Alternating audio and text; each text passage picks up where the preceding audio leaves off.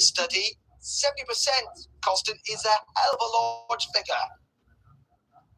It is, and if you told me 2 years ago that we would come up with these findings, I would have laughed you out of the room. But the fact is, AI has advanced very quickly over the last 2 years. You know, we have leading models bossing science exams, English exams on undergraduate and even graduate level. You know, like a few weeks ago, we had DeepSeek from the Chinese model show this to the world. These models are even cheap now. You know, you have AI that can act autonomously online and execute actions, and people are increasingly less likely to be able to distinguish between humans and AI. So all this put together, you know, we take this and we look at all the tasks in the UK economy, which is heavily knowledge-based. You know, about half of tasks in the UK economy are knowledge tasks, and we find that a lot of these tasks can be at least aided by those cutting-edge models. So give us an example. What are we talking about here? What type of jobs? Sure, Is it like give us an example? Yeah, so it's, you know, customer relations, for example, answering customer questions. Some companies like Klarna, which is a fintech company, they've already they're doing a lot of their customer engagement with AI. You know, it's used in script writing in Hollywood. It is used for content creation and marketing, and it's used in finance for a lot of back office tasks. So we're currently moving from an experimentation phase to a lot of firms being much more seriously in incorporating this into their business processes. Yeah, I mean, I listened to the governor of the Bank of England yesterday say that he didn't think AI was going to replace jobs, just aid them. You guys seem to be suggesting the change will be more profound. Are we genuinely talking here about millions of people effectively being made redundant because AI is doing their job instead? So, like, first of all, there is this idea that, you know, AI is just a nice... Musk describing USAID as a ball of worms and saying we're shutting it down. Our Africa correspondent Yusra Elbagir reports now from Johannesburg, seeing firsthand how those cuts are impacting people there. The streets of South Africa's biggest city, unable to ignore its biggest health crisis. Over a quarter of all the people in the world living with HIV are here in South Africa. 8.5 million people, and many more who are working hard to avoid contraction. Now stumped by Trump's US aid freeze that is shutting down critical clinical support. I am aware of the funding freeze from the US. What does that mean for you and your family and friends? Rather, let's not just put it on my family and friends, but what does it mean for South Africa? South Africa is already reeling from the US aid stop work orders, directly impacting close to 1 million HIV-positive people. And in these inner-city neighborhoods where sex work is commonplace, reproductive health is high priority, meaning every clinic counts. Clinics like this are a lifeline for people in this community, especially women suffering from HIV. This one, now shut, is a huge disappointment for people just trying to stay alive. Okay, no problem. Are you trying to go to the clinic? Yeah, it's closed. What happened? I mean, the USAID funding has been frozen, so they're closing down clinics. And how come? Because I was using PrEPs from here, I do all my blood tests here.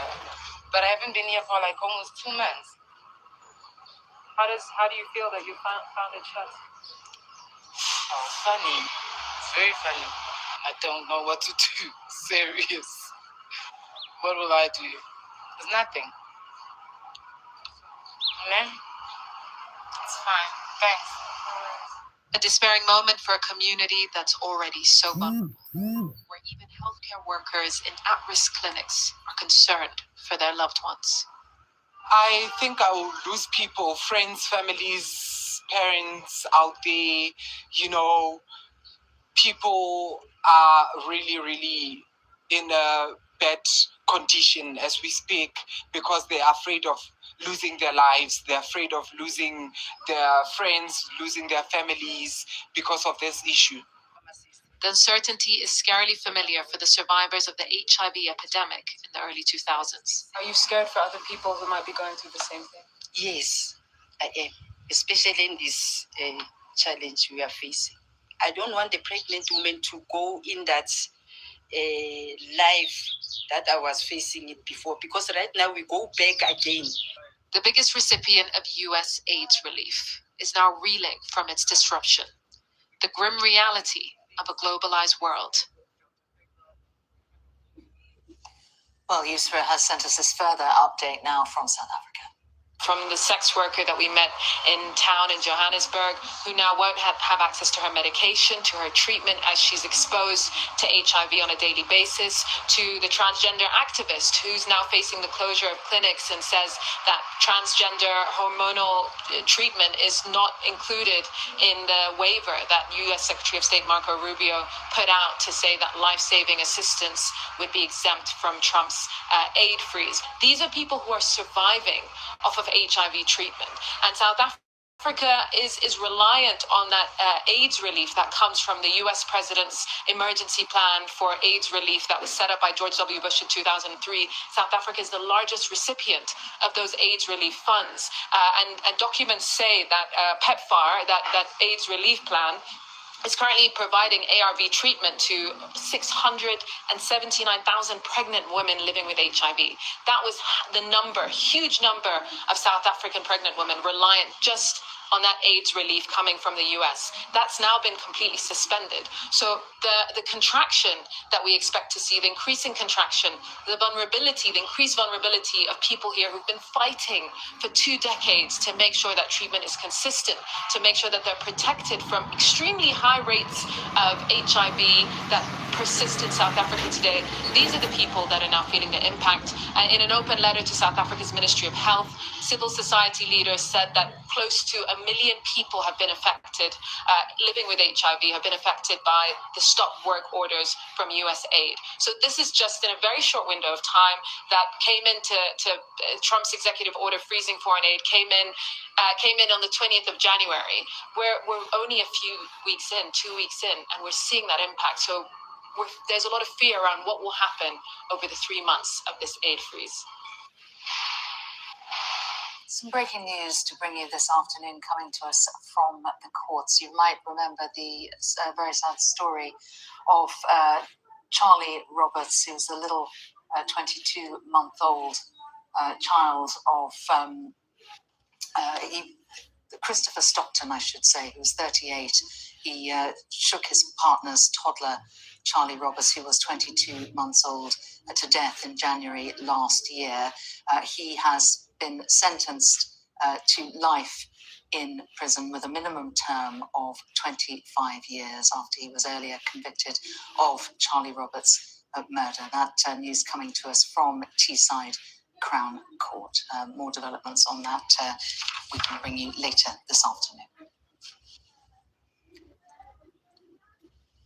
Now, there is growing condemnation over Donald Trump's decision to impose sanctions on people who work for the International Criminal Court.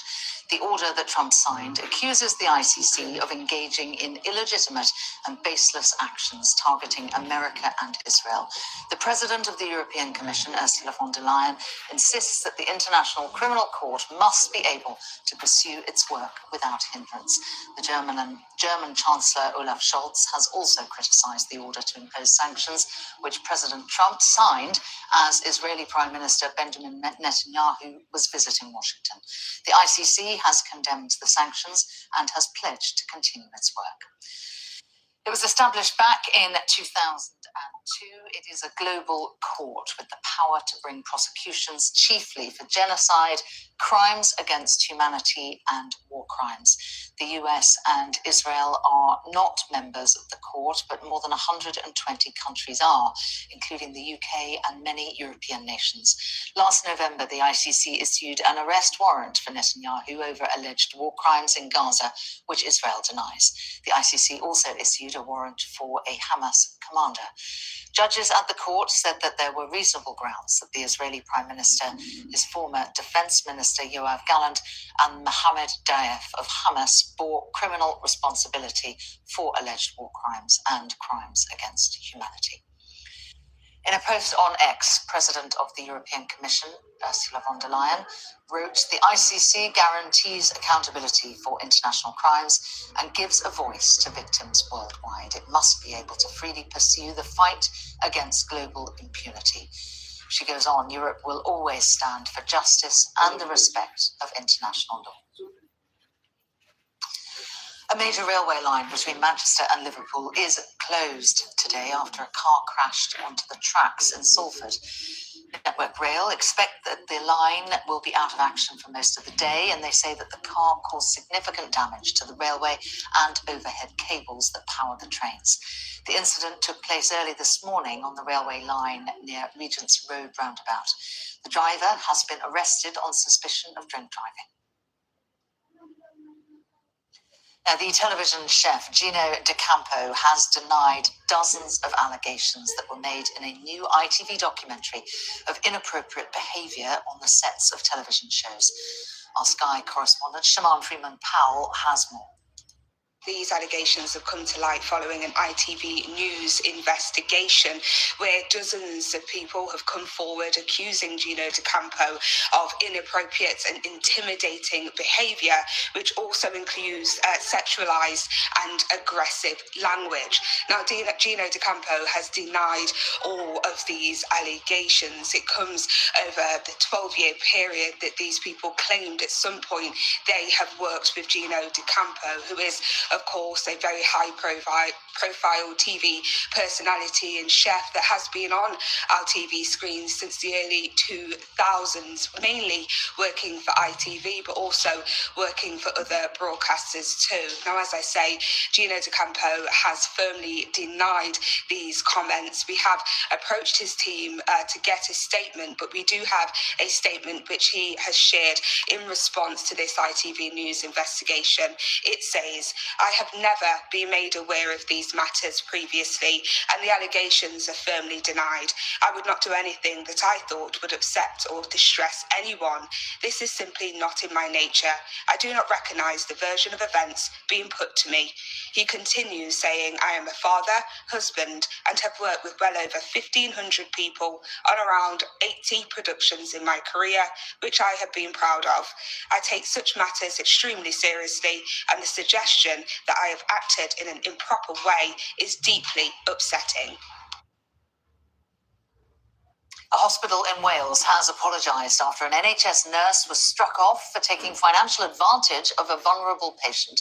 The Nursing and Midwifery Council found that Anita George had abused her position of trust to secure a substantial inheritance from the elderly man that she was privately caring for. Sky's Dan Whitehead reports. Solicitors, correspondence. They have spent more than 8 years investigating. For Richard and Helen, suspicions they had about their father's carer have now been proved. I felt sick, absolutely sick, because I knew this was her doing. You know, the first thing that came to my mind was groomed, absolutely groomed, financially groomed. Anita George was working on the cancer ward at Singleton Hospital in Swansea in 2012 when she began looking after Ian Percival and his wife, Margaret. It was a private arrangement, not through the NHS, but an investigation by the Nursing and Midwifery Council found Anita George was taking advantage of Ian's vulnerability for financial gain.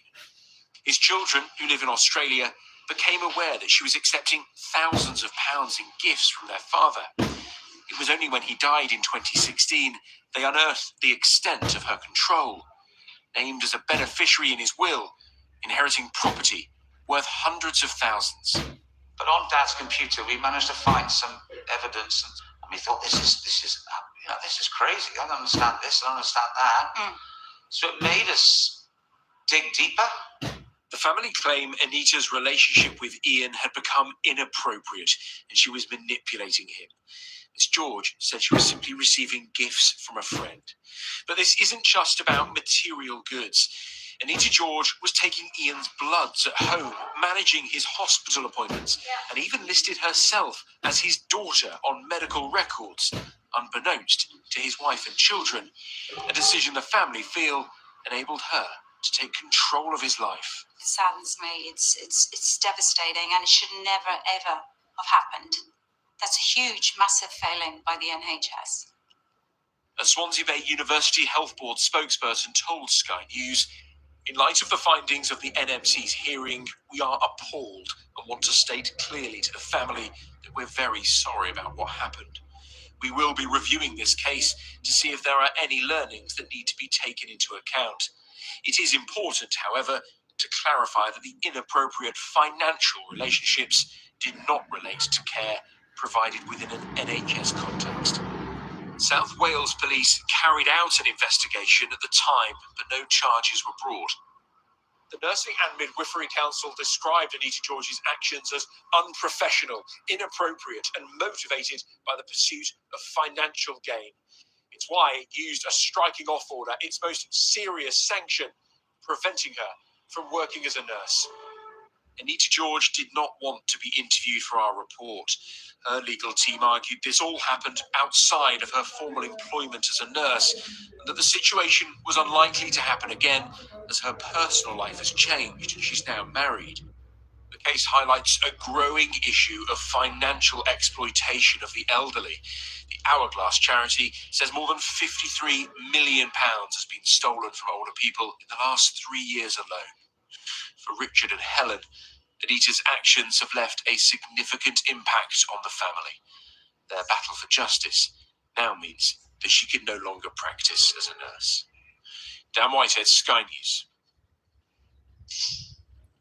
Well, let's bring you some of the day's other news now. A search for a missing plane that was carrying 10 people is underway in Alaska.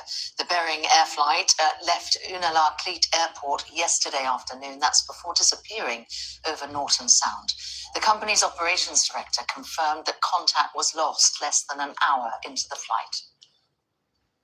The government is facing calls to compensate women affected by the vaginal mesh scandal. It's been a year since a landmark report highlighted the damage that was caused to thousands of women by the implants. The Patient Safety Commissioner, Dr. Henrietta Hughes, says she is disappointed by the silence that victims have faced from Westminster. And wrap up, a cold snap is on its way. Temperatures are set to drop as low as -7 degrees in parts of the UK. Several health alerts have been issued across the north, the northeast and southeast of England from this morning. You're watching Sky News today. Do stay with us. Coming up, we'll bring you more on the space race as Donald Trump sets his sights on the moon and beyond, but at what cost?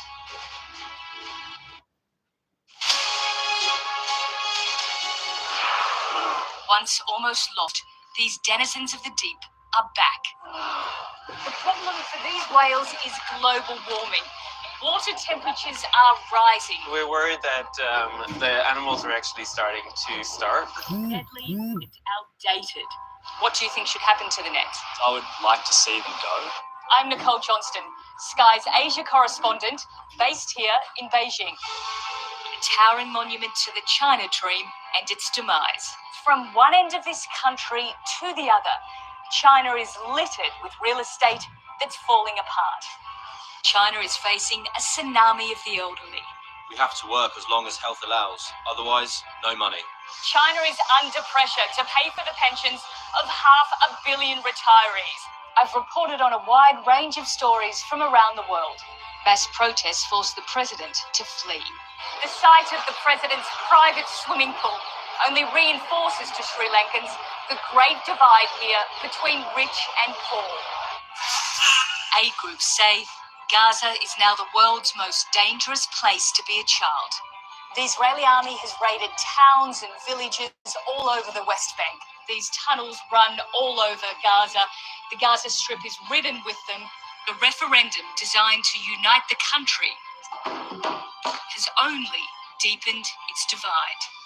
Sydney's flood. Not only because of the people who are directly affected, but also because of this component of soft power, which I think the United States is taking a very limited view of at the moment for all the wrong reasons. Very good to talk to you. Thank you for your time on Sky News. My pleasure. Thank you. Now, the Energy Secretary, Ed Miliband, appears to have changed his stance on plans to expand Heathrow Airport. Mr. Miliband had previously threatened to resign over the proposals to build a third runway at the airport in 2009. He then voted against the expansion in 2018. Well, this morning on Sky News, Mr. Miliband said, as part of the cabinet, he supported the government's plans.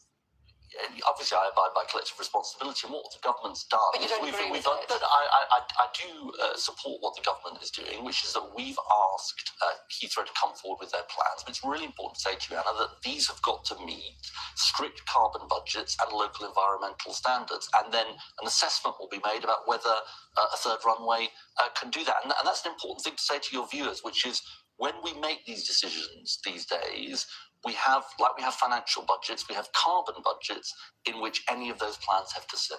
So, I noticed you weren't at that speech of Rachel Reeves. Lots of your cabinet colleagues were. I mean, have you raised issues? Have you raised concerns about this within cabinet? I mean, I'm tempting as it is to give you a running commentary on our cabinet discussions. I'm not going to do that. But look, I've set out the position.